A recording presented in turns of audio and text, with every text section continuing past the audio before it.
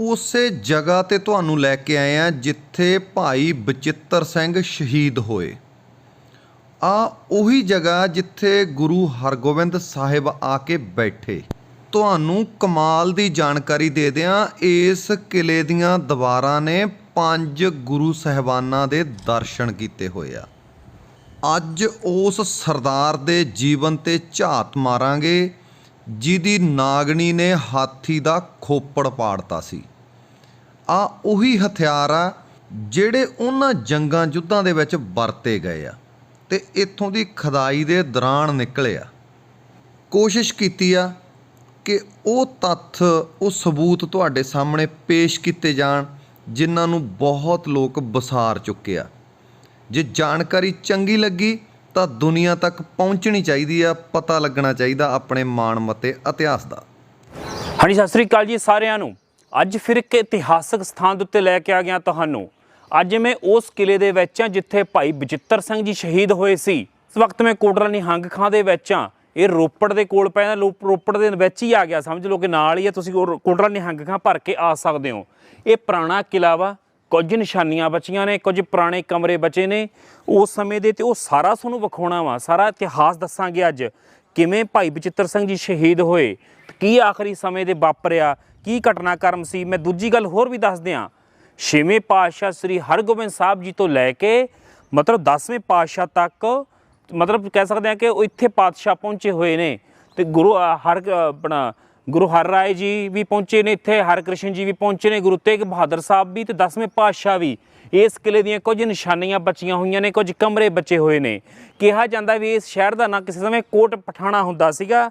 ਜਿਹੜੇ ਇੱਥੋਂ ਦੇ ਮਤਲਬ ਨਿਹੰਗ ਖਾਂ ਦਾ ਪਰਿਵਾਰ ਸੀ ਉਹ ਤੋਂ ਪਹਿਲਾਂ, ਉਹ ਕਿਹਾ ਜਾਂਦਾ ਵੀ ਉਹਨਾਂ ਦੇ ਕੋਈ ਬੱਚਾ ਨਹੀਂ ਸੀ ਪੈਦਾ ਹੁੰਦਾ। ਇਹਨਾਂ ਦੇ ਘਰ ਦੇ ਵਿੱਚ ਗੁਰੂ ਹਰਗੋਬਿੰਦ ਸਾਹਿਬ ਜੀ ਦੀ ਮਤਲਬ ਕਹਿ ਸਕਦੇ ਹਾਂ ਕਿ ਉਹਨਾਂ ਦੀ ਰਜ਼ਾ ਦੇ ਵਿੱਚ ਕਹਿ ਸਕਦੇ ਹਾਂ, ਜਾਂ ਉਹਨਾਂ ਦੇ ਆਸ਼ੀਰਵਾਦ ਦੇ ਨਾਲ ਬੱਚਾ ਪੈਦਾ ਹੋਇਆ ਸੀਗਾ। ਅਤੇ ਜਦੋਂ ਬੱਚਾ ਉੱਥੇ ਪੇਸ਼ ਕੀਤਾ ਗਿਆ ਗੁਰੂ ਸਾਹਿਬ ਦੇ ਅੱਗੇ, ਤਾਂ ਗੁਰੂ ਸਾਹਿਬ ਨੇ ਕਹਿੰਦੇ ਵੀ ਸੁੰਦਰ ਪੁਸ਼ਾਕਾਂ ਪਾ ਕੇ, ਨਿਹੰਗ ਝੋਲਾ ਪਾ ਕੇ, ਤਾਂ ਉਹਨਾਂ ਨੂੰ ਮਤਲਬ ਉਹਦਾ ਨਿਹੰਗ ਬਣ 'ਚ ਸਜਾਤਾ ਸੀ, ਜਿਸ ਕਰਕੇ ਦਾ ਨਾਂ ਨਿਹੰਗ ਖਾਂ ਪੈ ਗਿਆ ਸੀ। ਇਸ ਕਰਕੇ ਇਹਨੂੰ ਵੀ ਕੋਟਲਾ ਨਿਹੰਗ ਖਾਂ ਕਿਹਾ ਜਾਂਦਾ ਵਾ। ਇਸ ਤਰੀਕੇ ਦੇ ਨਾਲ ਇਹ ਸ਼ਹਿਰ ਦਾ ਨਾਂ ਵੀ ਕੋਟਲਾ ਨਿਹੰਗ ਖਾਂ ਪੈ ਗਿਆ, ਇੱਕ ਕਸਬੇ ਦਾ ਨਾਂ। ਇਹ ਇਤਿਹਾਸਕ ਧਰਤੀ ਹੈ, ਇਹਦੇ ਵਿੱਚੋਂ ਬਹੁਤ ਸਾਰੇ ਹਥਿਆਰ ਵੀ ਨਿਕਲੇ ਆ, ਰਫਲ ਵੀ ਨਿਕਲੀ, ਢਾਲਾਂ, ਚਾਕੂ, ਕਰਦਾਂ, ਅਤੇ ਕਹਿ ਸਕਦੇ ਹਾਂ ਕਿ ਤਲਵਾਰਾਂ। ਇਹ ਸਾਰਾ ਕੁਝ ਇੱਥੋਂ ਬਰਾਮਦ ਹੋਇਆ ਸੀ ਜਦੋਂ ਦੀ ਖੁਦਾਈ ਕੀਤੀ ਗਈ, ਪਾਸੇ ਉਸੋਂ ਪੱਟਿਆ ਗਿਆ। ਪਰ ਇਸ ਵਕਤ ਨਿਸ਼ਾਨ ਥੋੜ੍ਹੇ ਜਿਹੇ ਬਚੇ ਨੇ, ਅਤੇ ਇਹੀ ਆਪਣੇ ਕੋਲ ਬਾਕੀ ਹੈ, ਅਤੇ ਇਹੀ ਆਪਣਾ ਸਰਮਾਇਆ, ਅਤੇ ਇਹਦੇ ਬਾਰੇ ਗੱਲਬਾਤ ਕਰਾਂਗੇ। ਜਦੋਂ 1704 ਈਸਵੀ ਵਿੱਚ ਸ੍ਰੀ ਅਨੰਦਪੁਰ ਸਾਹਿਬ ਦੇ ਕਿਲੇ ਨੂੰ ਘੇਰਾ ਪਿਆ ਸੀ ਨਾ, ਤਾਂ ਉਸ ਸਮੇਂ ਜਦੋਂ ਘੇਰੇ ਤੋਂ ਬਾਅਦ ਦੇ ਵਿੱਚ ਪਰਿਵਾਰ ਵਿਛੋੜਾ ਪਿਆ, ਬਾਬਾ ਬਚਿੱਤਰ ਸਿੰਘ ਜੀ, ਬਾਬਾ ਅਜੀਤ ਸਿੰਘ ਜੀ, ਗੁਰੂ ਗੋਬਿੰਦ ਸਿੰਘ ਜੀ, ਅਤੇ ਨਾਲ ਮਤਲਬ ਸਿੰਘ ਸੂਰਮੇ, ਅਤੇ 5 ਪਿਆਰਿਆਂ ਦੇ ਵਿੱਚੋਂ ਵੀ ਸਿੰਘ ਸੂਰਮੇ ਨਾਲ ਸੀਗੀ। ਤਾਂ ਉਸ ਸਮੇਂ ਤੋਂ ਬਾਅਦ ਦੇ ਵਿੱਚ ਨਾ ਰੋਪੜ ਦੇ ਲਾਗੇ ਮਲਕਪੁਰ ਦਾ ਪਿੰਡ ਪੈਂਦਾ, ਉੱਥੇ ਰੰਗੜਾਂ ਦੇ ਨਾਲ ਲੜਾਈ ਹੋਈ ਸੀ, ਅਤੇ ਬਾਬਾ ਭਾਈ ਬਚਿੱਤਰ ਸਿੰਘ ਜੀ ਵੀ ਉਸ ਸਮੇਂ ਨਾਲ ਸੀਗੇ। ਮਤਲਬ ਉਸ ਜੰਗ ਦੇ ਵਿੱਚ ਬਹੁਤ ਸਾਰੇ ਸਿੰਘ ਸੂਰਮੇ ਸ਼ਹੀਦ ਵੀ ਹੋਏ, ਤਾਂ ਗਾਂਹ ਵਾਲੇ ਵੀ ਫੱਟੜ ਕੀਤੇ ਦੇ ਮਾਰੇ ਵੀ। ਦੂਜੀ ਗੱਲ ਇਹ ਦੱਸਦੇ ਹਾਂ ਵੀ ਉੱਥੇ ਹੀ ਭਾਈ ਬਚਿੱਤਰ ਸਿੰਘ ਜੀ ਕਹਿ ਸਕਦੇ ਕਿ ਜ਼ਖਮੀ ਹੋ ਗਏ ਸੀ। ਜਦੋਂ ਕੁਦਰਤੀ ਅਚਾਨਕ ਜਦੋਂ ਜ਼ਖਮੀ ਹੋ ਗਏ, ਤਾਂ ਉਸੇ ਵੇਲੇ ਹੀ ਬਾਬਾ ਅਜੀਤ ਸਿੰਘ ਜੀ, ਜੋ ਵੱਡੇ ਸਪੁੱਤਰ ਸੀ, ਵੱਡੇ ਸਾਹਿਬਜ਼ਾਦੇ ਸੀ ਗੁਰੂ ਗੋਬਿੰਦ ਸਿੰਘ ਜੀ ਦੇ, ਉਹ ਵੀ ਉੱਥੇ ਪਹੁੰਚੇ। ਤਾਂ ਨਾਲ ਭਾਈ ਮਦਨ ਸਿੰਘ ਜੀ ਸੀ, ਉਹਨਾਂ ਨੇ ਬਾਬਾ ਬਚਿੱਤਰ ਸਿੰਘ ਜੀ ਨੂੰ ਚੱਕ ਕੇ ਇਸੇ ਕਿਲੇ ਦੇ ਵਿੱਚ ਲੈ ਕੇ ਆਂਦਾ ਸੀਗਾ, ਅਤੇ ਇਸੇ ਕਿਲੇ ਦੇ ਵਿੱਚ ਰੱਖਿਆ ਸੀਗਾ। ਕਿਹਾ ਜਾਂਦਾ ਵੀ ਜਦੋਂ ਉੱਥੋਂ ਦੇ ਫਿਰ ਛਾਪੇ ਮਾਰੇ, ਕਿਉਂਕਿ ਥਾਂ ਥਾਂ ਛਾਪੇ ਮਾਰੀਆਂ ਹੋ ਰਹੀਆਂ ਸੀ ਵੀ ਕੋਈ ਸਿੰਘਾਂ ਨੂੰ ਲੱਭਿਆ ਜਾਵੇ ਵੀ ਕਿੱਥੇ ਲੁਕੇ ਨੇ, ਅਤੇ ਉਹਨਾਂ ਦਾ ਕਤਲ ਕੀਤਾ ਜਾਵੇ। ਤਾਂ ਉਹਨਾਂ ਹਾਲਤਾਂ ਦੇ ਵਿੱਚ ਕੋਟਲਾ ਨਿਹੰਗ ਖਾਂ ਨੇ ਬਾਬਾ ਬਚਿੱਤਰ ਸਿੰਘ ਦੀ ਸੇਵਾ ਸੰਭਾਲ ਕੀਤੀ ਸੀ। ਤਾਂ ਉਸ ਤੋਂ ਬਾਅਦ ਦੱਸਦੇ ਵੀ ਗੁਰੂ ਗੋਬਿੰਦ ਸਿੰਘ ਜੀ ਇਸ ਕਿਲੇ ਦੇ ਵਿੱਚ 3 ਵਾਰੀ ਆਏ ਸੀਗੇ, ਅਤੇ ਉਹਨਾਂ ਨੇ ਇੱਥੋਂ ਕੋਟਲਾ ਨਿਹੰਗ ਖਾਂ ਦੀ ਡਿਊਟੀ ਲਾ ਕੇ ਮਤਲਬ ਕਹਿਤਾ ਸੀਗਾ, ਭਾਈ ਤੂੰ ਹੁਣ ਸੇਵਾ ਸੰਭਾਲੀ ਦੀ ਕਰ, ਬਾਬਾ ਬਚਿੱਤਰ ਸਿੰਘ ਦੀ ਸੇਵਾ ਸੰਭਾਲ ਤੂੰ ਕਰਨੀ ਆ। ਅਤੇ ਆਪ ਗੁਰੂ ਸਾਹਿਬ ਅੱਗੇ ਮਤਲਬ ਜੋ ਸੀਗਾ ਕੋਈ ਜੰਗ ਦਾ ਮਾਹੌਲ ਸੀ, ਤਾਂ ਅੱਗੇ ਆਪਦੇ ਪਿੰਡ ਨੂੰ ਚਲੇ ਗਏ ਸੀਗੇ। ਤਾਂ ਉਸ ਤੋਂ ਬਾਅਦ ਦੇ ਵਿੱਚ ਕਿਹਾ ਜਾਂਦਾ ਵੀ ਕਿਸੇ ਨੇ ਰੋਪੜ ਦੇ ਵਿੱਚ ਚੌਂਕੀ 'ਤੇ ਇਤਲਾਹ ਕਰਤੀ, ਭਾਈ ਇੱਥੇ ਦਾ ਇੱਦਾਂ ਕਰਕੇ ਉਹਨਾਂ ਨੇ ਸਿੰਘ ਸੂਰਮੇ ਲਗਾ ਕੇ ਰੱਖੇ ਹੋਏ ਆ। ਤਾਂ ਜਦੋਂ ਚੌਂਕੇ ਇਸ ਕਿਲੇ ਦੇ ਆਲੇ ਦੁਆਲੇ ਘੇਰਾ ਪੈ ਗਿਆ, ਚੌਂਕੀ ਆ ਪਹੁੰਚੀ, ਫੋਰਸ ਆ ਪਹੁੰਚੀ, ਤਾਂ ਕਿਹਾ ਜਾਂਦਾ ਵੀ ਉਦੋਂ ਫਿਰ ਇੱਕ ਪਲੰਘ ਦੇ ਅੰਦਰ ਪਏ ਸੀਗੇ ਬਾਬਾ ਬਚਿੱਤਰ ਸਿੰਘ ਜੀ। ਤਾਂ ਉਹਨਾਂ ਨੇ ਕਿਹਾ ਵੀ ਆਹ ਕਮਰੇ ਸਾਰੀ ਤਲਾਸ਼ੀ ਜਦੋਂ ਲੈ ਲਈ ਕਮਰਿਆਂ ਦੀ, ਉਹ ਕਹਿੰਦੇ ਵੀ ਇੱਧਰ, ਉਹ ਅਤੇ ਇੱਧਰੋਂ ਉਦੋਂ ਫਿਰ ਨਿਹੰਗ ਸਾਹਿਬ ਬੋਲੇ, ਕਹਿੰਦੇ ਵੀ ਇੱਧਰ ਮੇਰੇ ਆਪਣਾ ਧੀ ਅਤੇ ਜਵਾਈ ਪਏ ਨੇ। ਤਾਂ ਕਿਹਾ ਜਾਂਦਾ ਵੀ ਉਸ ਸਮੇਂ ਮੁਮਤਾਜ਼ ਸੀ ਜੋ ਨਿਹੰਗ ਖਾਂ ਦੀ ਪੁੱਤਰੀ, ਤਾਂ ਉਹ ਉਸ ਸਮੇਂ ਇਲਾਜ ਕਰ ਰਹੇ ਸੀ, ਦੇਖਭਾਲ ਕਰ ਰਹੇ ਸੀ ਭਾਈ ਬਚਿੱਤਰ ਸਿੰਘ ਜੀ ਦੀ। ਤਾਂ ਉਸ ਤੋਂ ਬਾਅਦ ਉਹ ਲਫ਼ਜ਼ ਮੁਮਤਾਜ਼ ਨੇ ਵੀ ਸੁਣ ਲਏ। ਤਾਂ ਮੁਮਤਾਜ਼ ਨੇ ਕਿਹਾ ਜਾਂਦਾ ਵੀ ਫੋਰਸ ਤਾਂ ਮੁੜ ਗਈ, ਅਤੇ ਮੁਮਤਾਜ਼ ਨੇ ਕਿਹਾ ਜਾਂਦਾ ਵੀ ਸਾਰੀ ਉਮਰ ਫਿਰ ਵਿਆਹ ਨਹੀਂ ਸੀ ਕਰਾਇਆ, ਅਤੇ ਉਹਨਾਂ ਨੇ ਫਿਰ ਬਾਬਾ ਬਚਿੱਤਰ ਸਿੰਘ ਜੀ ਨੂੰ ਹੀ ਆਪਣਾ ਪਤੀ ਮੰਨ ਲਿਆ ਸੀਗਾ। ਇਹ ਇਤਿਹਾਸ ਦੀ ਇੱਕ ਵੱਡੀ ਘਟਨਾ ਸੀ।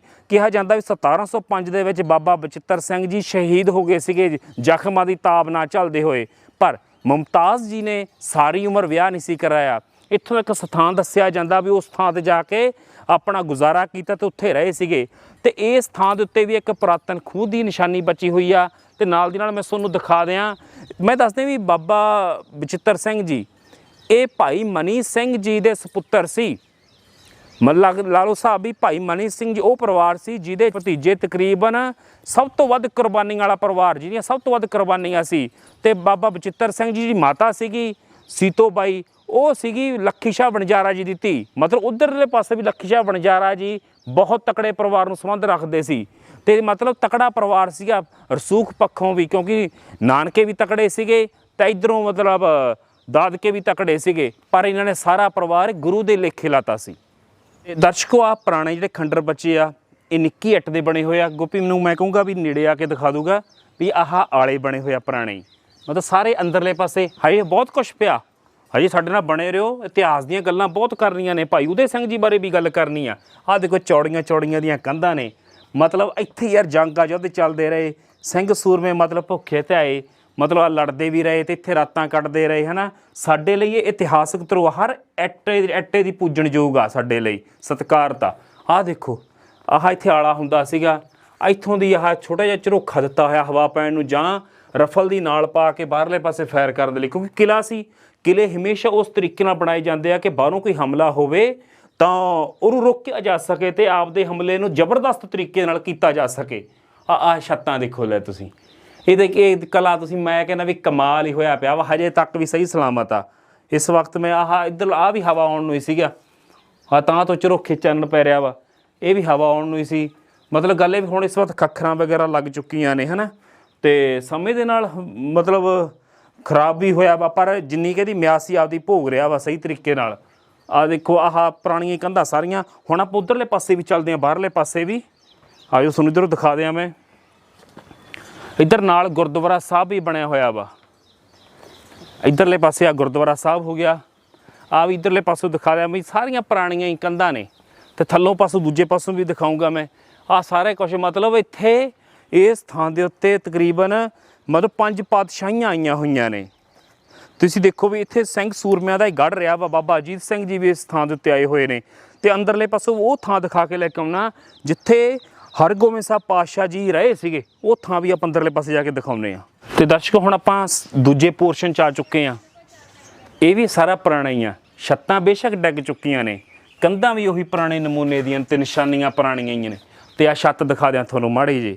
ਤੁਸੀਂ ਹੁਣ ਇਹ ਨਾ ਕਹਿਣ ਲੱਗ ਜਾਓ ਵੀ ਸੰਭਾਲ ਨਹੀਂ ਕੀਤੀ। ਗੱਲ ਇਹ ਆ ਵੀ ਜਿਵੇਂ ਸੀ ਉਵੇਂ ਹੀ ਪਈ ਆ। ਇਹ ਵੀ ਤੁਸੀਂ ਚੰਗੇ ਭਾਗ ਹੀ ਮੰਨੋ ਵੀ ਜਿਹੜੀ ਹੂਬਹੂ ਚੀਜ਼ ਤੁਹਾਨੂੰ ਉਵੇਂ ਦੇਖਣ ਨੂੰ ਮਿਲ ਗਈ। ਤੁਸੀਂ ਦੱਸਦੇ ਆ ਵੀ ਇਹ ਸਾਰੀ ਨਾ ਕਿਲ੍ਹੇ ਦੀਆਂ ਕੰਧਾਂ ਇੱਟਾਂ ਤਾਂ ਨਿੱਕੀਆਂ ਵਾ, ਪਰ ਉਹਦੇ ਉੱਤੇ ਜਿਹੜਾ ਲੇਪ ਹੁੰਦਾ ਸੀਗਾ ਉਹ ਮਿੱਟੀ ਦਾ ਹੁੰਦਾ ਸੀਗਾ। ਮਤਲਬ ਦੇਖੋ, ਤੋੜੀ ਮਿੱਟੀ ਨੂੰ ਮਿਕਸ ਕਰਕੇ ਉੱਤੋਂ ਦੀ ਇੱਦਾਂ ਪਲਾਸਟਰ ਵਾਂਗੂ ਕੀਤਾ ਜਾਂਦਾ ਸੀ। ਮਤਲਬ ਇਹੀ ਮਿੱਟੀ ਦੇ ਇਹੀ ਪਲਾਸਟਰ ਹੁੰਦਾ ਸੀ, ਠੰਡੇ ਰਹਿੰਦੇ ਸੀ ਕਿਵੇਂ। ਅਤੇ ਨਾਲ ਬਾਈ ਸ਼ਰਨਾ ਵੀ ਆਪਣੇ ਨਾਲ ਆਇਆ ਹੋਇਆ ਵਾ, ਅਤੇ ਕਢਾਣੀ ਕਲਾਂ ਤੋਂ। ਅਤੇ ਦੱਸਦੇ ਵੀ ਆਹ ਕਿੱਲੇ ਕੁੱਲੇ ਪੁਰਾਣੇ ਯਾਰ, ਕਿਸੇ ਸਮੇਂ ਨਾ ਕਿੱਡੀ ਚੜ੍ਹਦੀ ਕਲਾ ਹੋਊਗੀ ਵੀ ਇੱਥੇ ਰਾਜੇ ਮਹਾਰਾਜੇ, ਕਿਉਂਕਿ ਕੋਟਲਾ ਨਿਹੰਗ ਖਾਂ ਵੀ ਇੱਕ ਚੰਗਾ ਰਸੂਖ ਰੱਖਦੇ ਸੀ। ਤਾਂ ਉੱਤੇ ਛੱਤਾਂ ਦਿਖਾ ਦਿਆਂ ਤੁਹਾਨੂੰ ਮੈਂ, ਇਹ ਵੀ ਪੁਰਾਣੀਆਂ ਨੇ। ਹੁਣ ਮੈਂ ਆਪਾਂ ਇੱਥੋਂ ਜੁੱਤੀਆਂ ਤਾਰ ਲਈਏ। ਅੱਗੇ ਜਾ ਕੇ ਕਹਿੰਦੇ ਵੀ ਇਸ ਥਾਂ ਦੇ ਉੱਤੇ ਹਰਗੋਬਿੰਦ ਸਾਹਿਬ ਜੀ ਨੇ, 6ਵੇਂ ਪਾਤਸ਼ਾਹ ਮੀਰੀ ਪੀਰੀ ਦੇ ਮਾਲਕ, ਇਸ ਥਾਂ ਦੇ ਉੱਤੇ ਆ ਕੇ ਰਹੇ ਸੀ। ਸੱਚੇ ਪਾਤਸ਼ਾਹ ਦੇਖੋ, ਆਹ ਵੀ ਕੰਧਾਂ ਵੀ ਦਿਖਾ ਦਿਆਂ। ਆਹ ਪੁਰਾਣੀ ਗੇਟ ਲੱਗੇ ਹੋਏ, ਚੁਗਾਠਾਂ ਪੁਰਾਣੀਆਂ ਹੀ ਆ। ਮਤਲਬ ਇਸ ਥਾਂ ਦਾ ਜ਼ਿਕਰ ਆ ਵੀ ਇਸ ਥਾਂ ਦੇ ਉੱਤੇ ਗੁਰੂ ਸਾਹਿਬ ਰਹੇ ਸੀ। ਆ ਜਾਓ ਇੱਧਰਲੇ ਪਾਸੇ, ਇੱਥੇ ਪ੍ਰਕਾਸ਼ ਨਹੀਂ ਕੀਤਾ ਹੋਇਆ, ਜਸਟ ਸਿਰਫ ਸਰੂਪ ਰੱਖੇ ਹੋਏ ਨੇ। ਅਤੇ ਆਹ ਬੀਬੀ ਮੁਮਤਾਜ਼ ਜੀ ਦਾ ਸਰੂਪ ਆ। ਅਤੇ ਆਹ ਦੇਖੋ, ਆਹ ਡੋਲ ਆ। ਇਹ ਕਹਿੰਦੇ ਖੂਹ ਦੀ ਜਦੋਂ ਸਫਾਈ ਹੋਈ ਨਾ, ਉਹਦੇ ਵਿੱਚੋਂ ਨਿਕਲੇ ਸੀ ਇੱਕ ਇਹ, ਅਤੇ ਇੱਕ ਹੋਰ ਵੀ ਮਤਲਬ ਜੋ ਦਰਬਾਰ ਸਾਹਿਬ 'ਚ ਪਿਆ ਵਾ ਉੱਧਰਲੇ ਪਾਸੇ, ਉਹ ਵੀ। ਅਤੇ ਆਹ ਕੰਧਾਂ ਵੀ ਪੁਰਾਣੀਆਂ ਹੀ ਆ। ਇੱਥੇ ਵੀ ਉਵੇਂ ਮਿੱਟੀ ਦੇ ਲੇਪ ਹੀ ਆ ਅਤੇ ਰੰਗ ਸਧਾਰਨ ਕੀਤਾ ਹੋਇਆ ਵਾ। ਅਤੇ ਛੱਤਾਂ ਵੀ ਦਿਖਾ ਦੇ ਵੀ ਵੱਡੇ ਵੱਡੇ ਸਤੀਰ ਮਤਲਬ ਅਣਘੜਤ ਜਿਵੇਂ ਹੁੰਦੇ ਸੀ ਨਾ ਉਵੇਂ ਵੱਢ ਕੇ ਉਵੇਂ ਪਾਏ ਹੋਏ ਆ। ਮਤਲਬ ਕਿਉਂਕਿ ਇਹ ਬਹੁਤ ਉੱਚੀ ਥਾਂ 'ਤੇ ਆ, ਸ਼ਹਿਰ ਬਹੁਤ ਥੱਲੇ ਰਹਿ ਗਿਆ ਇੱਥੋਂ, ਬਹੁਤ ਉੱਚੀ ਥਾਂ ਦੇ ਉੱਤੇ ਫਿਲਹਾਲ ਆਪਾਂ ਆਹ ਕੁੰਡੇ ਕਾਂਡੇ ਸਭ ਪੁਰਾਣੇ ਹੀ ਨੇ ਹੈ ਨਾ, ਜੋ ਆਲੇ ਰੱਖੇ ਗਏ ਇਹਦੇ ਵਿੱਚ। ਦੇਖੋ ਇੱਧਰਲੇ ਪਾਸੇ ਆ ਬਾਰੀ ਆ, ਜੋਤ ਵੀ ਜਗਦੀ ਆ, ਸੇਵਾਦਾਰਾਂ ਨੇ ਕੀਤਾ। ਇੱਧਰਲੇ ਪਾਸੇ ਆਹ ਵੀ ਪੁਰਾਣੀ ਇਮਾਰਤ ਆ, ਆਹ ਦਰਵਾਜ਼ਾ ਮਤਲਬ ਆਹ ਡਾਟ ਨੂੰਮਾ ਸਾਰਾ ਬਣਾਇਆ ਹੋਇਆ। ਤਰੇੜਾਂ ਪੈ ਚੁੱਕੀਆਂ ਨੇ ਪਰ ਫਿਰ ਵੀ ਸਮੇਂ ਦੇ ਨਾਲ ਜਿਵੇਂ ਸੀ ਉਵੇਂ ਹੈ, ਪਰ ਸਾਂਭੀ ਹੋਈ ਹੈ। ਗੱਲ ਇੰਨੀਆਂ ਪੁਰਾਤਨ ਇਮਾਰਤਾਂ ਅੱਜ ਕੱਲ੍ਹ ਲੱਭਦੀਆਂ ਨਹੀਂ। ਵੱਡੀ ਗੱਲ ਤਾਂ ਇਹ ਆ, ਦੇਖੋ ਇੱਧਰਲੇ ਪਾਸੇ ਚੋਆ ਵੀ ਪੈਂਦਾ ਹੋਊਗਾ ਕਿਤੇ ਨਾ ਕਿਤੇ ਹੈ ਨਾ, ਤਾਂ ਕਰਕੇ ਇੱਧਰੋਂ ਵੀ ਆਹ ਰੰਗ ਲਿਆ ਹੋਇਆ ਵਾ। ਇੱਧਰਲੇ ਪਾਸੇ ਸਹੀ ਆ ਰਿਹਾ ਬਈ, ਰੰਗ ਵੀ ਲਿਆ ਹੋਇਆ ਵਾ। ਆਹ ਪੱਤੀਆਂ ਪੁੱਤੀਆਂ ਕੁਛ ਮਤਲਬ ਕੁਛ ਸਮਾਨ ਸਮੂਨ ਰੱਖਣ ਨੂੰ ਕੁਛ ਨਾ ਕੁਛ ਰੱਖਿਆ ਹੋਊਗਾ। ਇੱਧਰਲੇ ਪਾਸੇ ਜਗ੍ਹਾ ਮੈਂ ਦੂਜਾ ਗੇਟ ਆ ਜਾਂਦਾ। ਆਹ ਕੀ ਆ? ਹਾਂ ਇਹ ਵੀ ਇੱਕ ਆਲਾ ਹੀ ਆ, ਮਤਲਬ ਇੱਥੇ ਵੀ ਆਲਾ ਹੀ ਸੀ। ਮਤਲਬ ਉਸ ਸਮੇਂ ਇੱਕ ਪੂਰੇ ਵੱਡਾ ਪਰਿਵਾਰ ਸੀ, ਖਾਨਦਾਨੀ ਜਿਹਨੇ ਕਹਿ ਸਕਦੇ ਅਮੀਰ ਪਰਿਵਾਰ ਰਹਿੰਦਾ ਸੀਗਾ। ਅਤੇ ਇੱਧਰ ਤਾਂ ਥੋੜ੍ਹਾ ਜਿਹਾ ਪਲਾਸਟਰ ਕਰਕੇ ਨਵਾਂ ਕਮਰਾ ਜਿਹਾ ਬਣਾਤਾ। ਤਾਂ ਆਹ ਸਾਰਾ ਪੁਰਾਣਾ ਹੀ ਆ। ਆਪਾਂ ਆਜੋ ਹੁਣ ਹੋਰ ਪਾਸੇ ਵੀ ਚੱਲਦੇ ਹਾਂ। ਅਤੇ ਸਤੀਰ ਦੇਖੋ ਕਿ ਮੈਨੂੰ ਤਾਂ ਹੈਰਾਨੀ ਹੈ ਵੀ ਕਿਵੇਂ ਲੱਕੜਾਂ ਇੰਨੀ ਉੱਚੀ ਥਾਂ ਦੇ ਉੱਤੇ ਪਾਉਂਦੇ ਰਹੇ ਆ। ਅਤੇ ਅੱਜ ਕੱਲ੍ਹ ਕਦੇ ਦੂਜਾ ਕਾਲ ਵਾਲਾ ਸਮਾਨ ਲੈਣ ਜਾਣਾ ਹੋਵੇ ਤਾਂ ਭਾਅ ਦੀ ਬਣ ਜਾਂਦੀ ਆ। ਆਜੋ ਇੱਧਰਲੇ ਪਾਸੇ ਬਾਹਰ ਵਾਲੇ ਪਾਸੇ ਆਹ ਦੇਖੋ ਇੱਥੋਂ ਨਜ਼ਾਰਾ ਨਿਕਲਣ ਸਾਰਾ ਆਹ ਸੀਗਾ। ਮਤਲਬ ਇਹ ਕਿਲ੍ਹੇ ਦਾ ਸਭ ਤੋਂ ਸੇਫ ਥਾਂ ਸੀ ਅਤੇ ਸਭ ਤੋਂ ਹੋ ਸਕਦਾ ਵਧੀਆ ਅਤੇ ਸਾਫ ਸੁਥਰਾ ਥਾਂ ਹੋਵੇ, ਕਿਉਂਕਿ ਗੁਰੂ ਸਾਹਿਬ ਆਇਆ ਉਹਨਾਂ ਨੂੰ ਮਾੜੀ ਥਾਂ 'ਤੇ ਤਾਂ ਬਿਠਾਇਆ ਨਹੀਂ ਹੋਣਾ, ਉਹਨਾਂ ਨੂੰ ਚੰਗੀ ਥਾਂ ਇਸ 'ਤੇ ਬਿਠਾਇਆ ਹੋਊਗਾ। ਤਾਂ ਚੰਗੀ ਥਾਂ ਫਿਰ ਆਹੀ ਸੀਗੀ। ਮਤਲਬ ਇਹ ਕਿਲ੍ਹੇ ਦਾ ਆਲੀਸ਼ਾਨ ਪੋਰਸ਼ਨ ਆ ਗਿਆ ਜਿਹੜਾ ਇਸ ਏਰੀਏ 'ਚ ਆਪਾਂ ਹੁਣ ਇਸ ਵਕਤ ਫਿਰ ਰਹੇ ਹਾਂ ਆਪਾਂ। ਇਹ ਉਹ ਥਾਂ ਸੀਗਾ। ਦਰਸ਼ਕੋ ਇੱਕ ਨਾ ਹੋਰ ਬਹੁਤ ਵੱਡੀ ਗੱਲ ਆ ਬਾਬਾ ਬਚਿੱਤਰ ਸਿੰਘ ਜੀ ਬਾਰੇ ਆਪਾਂ ਨੂੰ ਪਤਾ ਲੱਗਦੀ, ਆਪਾਂ ਪੜ੍ਹਦੇ ਵੀ ਹੁੰਦੇ ਸੀ ਤਾਂ ਉਦੋਂ ਹੁੰਦਾ ਸੀ ਵੀ ਇੱਕ ਮਸਤ ਹਾਥੀ ਸੀ ਕੇਸਰੀ ਚੰਦ ਦਾ। ਉਦੋਂ ਜਦੋਂ 1704 'ਚ ਅਨੰਦਪੁਰ ਸਾਹਿਬ ਨੂੰ ਘੇਰਾ ਪਿਆ ਨਾ, ਕਹਿੰਦੇ ਵੀ ਉਹਨਾਂ ਨੇ ਪਹਾੜੀ ਰਾਜਾ ਨੇ ਹਾਥੀ ਛੱਡਿਆ ਵੀ ਆਪੇ ਕਿਲ੍ਹੇ ਦਾ ਗੇਟ ਭੰਨ ਦੂਗਾ ਅਤੇ ਫੌਜਾਂ ਆਪਾਂ ਅੰਦਰ ਵਾੜ ਦਿਆਂਗੇ। ਤਾਂ ਉਸ ਸਮੇਂ ਕਿਹਾ ਜਾਂਦਾ ਵੀ ਜਦੋਂ ਹਾਥੀ ਨੂੰ ਦਾਰੂ ਪਿਆ ਕੇ ਕਹਿੰਦੇ ਕਿਲ੍ਹੇ ਵੱਲ ਛੱਡਿਆ ਗਿਆ, ਅਤੇ ਜਿਹੜਾ ਹਾਥੀ ਸੀ ਨਾ ਸਾਰਾ ਮੜਿਆ ਪਿਆ ਸੀ ਲੋਹੇ ਦੇ ਨਾਲ, ਕਿਤੋਂ ਉਹਦਾ ਸਰੀਰ ਦਾ ਭਾਗ ਨੰਗਾ ਨਹੀਂ ਸੀਗਾ। ਅਤੇ ਕਿਹਾ ਜਾਂਦਾ ਵੀ ਕੋਈ ਹਮਲਾ ਵੀ ਉਹਦੇ 'ਤੇ ਬੇਕਾਰ ਜਾ ਸਕਦਾ ਸੀ। ਤਾਂ ਉਸ ਸਮੇਂ ਗੁਰੂ ਗੋਬਿੰਦ ਸਿੰਘ ਜੀ ਨੇ ਬਾਬਾ ਬਚਿੱਤਰ ਸਿੰਘ ਜੀ ਨੂੰ ਕਹਿੰਦੇ ਵੀ ਨਾਗਣੀ ਫੜਾਈ ਅਤੇ ਨਾਲ ਕਿਹਾ ਜਾਂਦਾ ਵੀ ਥਾਪੀ ਦਿੱਤੀ ਵੀ ਲੈ ਭਾਈ ਹੁਣ ਚੱਲ ਮੁਕਾਬਲੇ ਦੇ ਵਿੱਚ। ਤਾਂ ਉਸ ਸਮੇਂ ਭਾਈ ਬਚਿੱਤਰ ਸਿੰਘ ਜੀ ਨੇ ਕਹਿੰਦੇ ਵੀ ਛਾਲ ਮਾਰ ਕੇ ਘੋੜੇ 'ਤੇ ਬਹਿ ਗਿਆ ਅਤੇ ਨਾਗਣੀ ਫੜ ਕੇ ਨਾ ਭਗਾ ਕੇ ਹਾਥੀ ਦੇ ਸਿਰ 'ਚ ਮਾਰੀ। ਕਹਿੰਦੇ ਵੀ ਉਹਦੇ ਸਿਰ 'ਤੇ ਜਿਹੜਾ ਮੜਿਆ ਹੋਇਆ ਸੀਗਾ ਲੋਹੇ ਦਾ ਸਮਾਨ ਜਿਹਾ ਉਹ ਪਾੜਦਾ ਹੋਇਆ ਜਾ ਕੇ ਸਿੱਧੀ ਮੱਥੇ 'ਚ ਖੁੱਭ ਗਈ ਅਤੇ ਹਾਥੀ ਦੀ ਕਢਾਤੀ ਲੇਰ। ਕਿਹਾ ਜਾਂਦਾ ਵੀ ਇਹਨੂੰ ਜਦੋਂ ਹਾਥੀ ਫਿਰ ਵਾਪਸੀ ਮੁੜ ਗਿਆ ਸੀਗਾ ਅਤੇ ਉਹ ਫਿਰ ਜਦੋਂ ਕਮਲਾ ਹੋ ਜਾਂਦਾ ਹਾਥੀ ਜੋ ਸਿਰ 'ਚ ਵੱਜ ਗਈ ਉਹਦੇ, ਤਾਂ ਉਹ ਫਿਰ ਕਹਿੰਦੇ ਆਪਦੀ ਫੌਜ ਨੂੰ ਮਦਦਤਾ ਸੀਗਾ। ਇਸ ਕਿਸਮ ਦੇ ਬਹਾਦਰੀ ਦੇ ਕਾਰਨਾਮੇ ਬਾਬਾ ਬਚਿੱਤਰ ਸਿੰਘ ਜੀ ਨੇ ਕੀਤੇ ਸੀਗੇ। ਅਤੇ ਇਹਨਾਂ ਦੇ ਭਰਾ ਵੀ ਜੋ ਸੀਗੇ ਵੱਡੇ, ਆਪਣਾ ਭਾਈ ਉਦੇ ਸਿੰਘ ਜੀ ਵੱਡੇ ਸੀ ਜਾਂ ਛੋਟੇ ਸੀ ਇਹ ਤਾਂ ਮੈਨੂੰ ਗਿਆਨ ਨਹੀਂ, ਪਰ ਭਾਈ ਉਦੇ ਸਿੰਘ ਜੀ ਦਾ ਜ਼ਿਕਰ ਮਿਲਦਾ ਵੀ ਜਦੋਂ ਸਰਸਾ ਨਦੀ ਦੇ ਕਿਨਾਰੇ ਵਿਛੋੜਾ ਪਿਆ, ਜੰਗ ਹੋ ਰਹੀ ਸੀ, ਉਸ ਜੱਥੇ ਦੀ ਅਗਵਾਈ ਬਾਬਾ ਅਜੀਤ ਸਿੰਘ ਜੀ ਕਰ ਰਹੇ ਸੀ। ਤਾਂ ਭਾਈ ਉਦੇ ਸਿੰਘ ਜੀ ਜੋ ਕਿ ਬਾਬਾ ਬਚਿੱਤਰ ਸਿੰਘ ਦੇ ਭਰਾ ਸੀ ਅਤੇ ਮਨੀ ਸਿੰਘ ਜੀ ਬਾਬਾ ਮਨੀ ਸਿੰਘ ਜੀ ਦੇ ਬੇਟੇ ਸੀ, ਤਾਂ ਉਹਨਾਂ ਨੇ ਕਹਿੰਦੇ ਵੀ ਜਦੋਂ ਅਜੀਤ ਸਿੰਘ ਜੀ ਨੂੰ ਘੇਰਾ ਪੈ ਗਿਆ ਚਾਰੇ ਪਾਸਿਓਂ ਤੋਂ, ਤਾਂ ਭਾਈ ਉਦੇ ਸਿੰਘ ਜੀ ਨੇ ਮੂਹਰੇ ਅੜ ਕੇ ਖੜ੍ਹ ਗਏ ਵੀ ਅਜੀਤ ਸਿੰਘ ਜੀ ਨੂੰ ਆਖਿਆ ਵੀ ਤੁਸੀਂ ਚਲੋ ਅਤੇ ਮੈਂ ਇੱਥੇ ਮੁਕਾਬਲਾ ਕਰਦਾ। ਕਹਿੰਦੇ ਉਨਾ ਚਿਰ ਉਹ ਮੁਕਾਬਲਾ ਭਾਈ ਉਦੇ ਸਿੰਘ ਜੀ ਕਰਦੇ ਰਹੇ ਜਿੰਨਾ ਚਿਰ ਸਾਹਿਬਜ਼ਾਦਾ ਅਜੀਤ ਸਿੰਘ ਜੀ ਦੂਰ ਨਾ ਚਲੇ ਗਏ। ਜਦੋਂ ਦੂਰ ਚਲੇ ਗਏ ਤਾਂ ਉਸ ਤੋਂ ਬਾਅਦ ਲੜਦੇ ਲੜਦੇ ਭਾਈ ਉਦੇ ਸਿੰਘ ਜੀ ਸ਼ਹੀਦ ਹੋ ਗਏ ਸੀ। ਮਤਲਬ ਇਸ ਕਿਸਮ ਦੇ ਕਾਰਨਾਮੇ ਸਾਡਿਆਂ ਸਿੰਘ ਸੂਰਮਿਆਂ ਨੇ ਕੀਤੇ ਸੀ ਸਰਸਾ ਨਦੀ ਦੇ ਕਿਨਾਰੇ ਦੇ ਉੱਤੇ। ਕਿਹਾ ਜਾਂਦਾ ਵੀ ਸਭ ਤੋਂ ਵੱਧ ਕੁਰਬਾਨੀਆਂ ਕੀਤੀਆਂ ਤਾਂ ਭਾਈ ਮਨੀ ਸਿੰਘ ਜੀ ਦੇ ਪਰਿਵਾਰ ਨੇ ਕੀਤੀਆਂ, ਜਿਨ੍ਹਾਂ ਦੇ ਬੱਚੇ ਭਤੀਜੇ ਪਰਿਵਾਰ ਛੋਟੇ ਵੱਡੇ ਜੋ ਵੀ ਸੀ ਉਹਨਾਂ ਦੇ ਵਿੱਚ ਸਾਰਿਆਂ ਨੂੰ ਹੀ ਸਜ਼ਾਵਾਂ ਮਿਲੀਆਂ ਅਤੇ ਸਾਰੇ ਕੋਈ ਜੰਗ 'ਚ ਸ਼ਹੀਦ ਹੋਇਆ। ਅਤੇ ਭਾਈ ਮਨੀ ਸਿੰਘ ਜੀ ਆਪ ਵੀ ਬੰਦ ਕਟਾ ਕੇ ਸ਼ਹੀਦ ਹੋਏ ਸੀਗੇ। ਆਹ ਬੇਸ਼ੱਕ ਹੈ ਤਾਂ ਥੋੜ੍ਹਾ ਜਿਹਾ ਨਵਾਂ ਨਵੀਨੀਕਰਨ ਕਰਤਾ, ਆਹ ਚੀਜ਼ ਦੀ ਗੱਲ ਕਰ ਲਾਂ ਮੈਂ। ਇਹ ਕੀ ਹੁੰਦਾ ਸੀ ਕਿ ਭੜੋਲੇ ਜੇ ਕਹਿੰਦੇ ਹੁੰਦੇ ਸੀ ਉਸ ਹਿਸਾਬ ਦੇ, ਮਤਲਬ ਕੋਈ ਅਨਾਜ ਨੂੰ ਭੰਡਾਰਨ ਕਰਨ ਲਈ, ਅਨਾਜ ਇਕੱਠਾ ਰੱਖਣ ਦੇ ਲਈ ਅੱਗੇ ਪੁਰਾਣਾ ਹਿਸਾਬ ਹੁੰਦਾ ਸੀ। ਪਰ ਜਿਹੜੀਆਂ ਇਹਦੀ ਕੰਧਾਂ ਨੇ ਇਹ ਸਾਰੀਆਂ ਪੁਰਾਣੀਆਂ ਦਾ ਪਲਾਸਟਰ ਕਰਕੇ ਇਹਨੂੰ ਨਵੀਨੀਕਰਨ ਦਿੱਤਾ। ਮਤਲਬ ਕਣਕ ਦਾਣਾ ਫੱਕਾ ਸਾਂਭਣ ਦੇ ਲਈ ਇਹ ਚੀਜ਼ ਸੀਗਾ। ਕੋਠਾ ਜਿਹਾ ਵਿੱਚ ਅੰਦਰੋਂ ਖਾਲੀ ਪਿਆ ਵਾ, ਮਤਲਬ ਜਿਵੇਂ ਹੁਣ ਆਪਾਂ ਟੀਨ ਦੇ ਡਰਮ ਵਰਤ ਲੈਂਦੇ ਹਾਂ ਤਾਂ ਉਦੋਂ ਆਹ ਚੀਜ਼ ਹੀ ਹੁੰਦਾ ਸੀ। ਅੱਗੇ ਮਿੱਟੀ ਦੇ ਭੜੋਲੇ ਜੇ ਵੀ ਹੁੰਦੇ ਸੀਗੇ। ਅਤੇ ਅੱਜ ਹੁਣ ਇੱਧਰਲੇ ਪੋਰਸ਼ਨ ਚੱਲ ਗਏ, ਮਾੜਾ ਜਿਹਾ ਵੀ ਇੱਧਰ ਗੁੱਪੀ ਵੀਰੇ ਇੱਧਰ ਵੀ ਦਿਖਾ ਦਿਓ ਤੁਸੀਂ। ਆਹ ਦੇਖੋ ਇਹ ਵੀ ਛੱਤ ਥੋੜ੍ਹੀ ਨਵੀਂ ਆ, ਇਹਦੀ ਸਤੀਰ ਪੁਰਾਣੇ ਆ। ਮਤਲਬ ਬਾਲੇ ਜਿਹੜੇ ਪਾਏ ਆ ਬਾਅਦ ਦੇ ਵਿੱਚ, ਟਾਇਲ ਬਾਲਾ ਉਦੋਂ ਨਹੀਂ ਸੀ ਨਾ ਹੈ ਚੱਲਦਾ, ਇਹ ਬਾਅਦ 'ਚ ਪਾਇਆ। ਮਤਲਬ ਸਤੀਰੀਆਂ ਪੁਰਾਣੀਆਂ ਨੇ ਅਤੇ ਆਪਣਾ ਬਾਕੀ ਸਾਰਾ ਕੁਛ ਨਵਾਂ। ਆਹ ਥੱਲੋਂ ਪੋਰਸ਼ਨ ਸਾਰਾ ਪੁਰਾਣਾ ਵਾ ਜਿਹੜੀਆਂ ਇਹਦੀਆਂ ਕੰਧਾਂ ਦੇਖ ਰਹੇ ਹੋ। ਕਿਉਂਕਿ ਮੈਂ ਚਾਹੁੰਦਾ ਵੀ ਹਰ ਚੱਪਾ ਤੁਹਾਨੂੰ ਇਹ ਦਿਖਾ ਦਿਆਂ, ਕਿਉਂਕਿ ਇਹ ਇਤਿਹਾਸਕ ਕਿਲ੍ਹਾ ਪਤਾ ਨਹੀਂ ਕਿੰਨਾ ਚਿਰ ਹੈ ਅਤੇ ਕਿੰਨਾ ਚਿਰ ਨਹੀਂ। ਪਰ ਇਹ ਜੋ ਇੱਕ ਵਾਰੀ ਕੈਮਰੇ 'ਚ ਕੈਪਚਰ ਹੋ ਜਾਊਗਾ ਤਾਂ ਆਉਣ ਵਾਲੇ ਨਸਲਾਂ ਦੇ ਲਈ ਇੱਕ ਦੇਖ ਸਕਣਗੇ, ਉਹ ਕਿੰਨਾ ਚਿਰ ਦੇਖ ਸਕਣਗੇ। ਤਾਂ ਆਹ ਦੇਖੋ ਇੱਧਰਲੇ ਪਾਸੇ ਵੀ ਪੋਰਸ਼ਨ 'ਚ ਆ ਗਏ। ਇਹ ਵੀ ਇੱਕ ਨਿੱਕਾ ਜਿਹਾ ਕਮਰਾ, ਉੱਤੇ ਟੀਨ ਸ਼ੈਡ ਜਿਹਾ ਤਾਂ ਬਾਅਦ 'ਚ ਪਾਇਆ ਵਾ। ਗੱਲ ਇਹਦੀ ਆ ਵੀ ਆਹ ਦੇਖੋ ਇਹ ਕੀ ਹੋ ਸਕਦਾ, ਆਲਾ ਹੀ ਆ ਇਹ ਕੁਛ ਰੱਖਣ ਨੂੰ।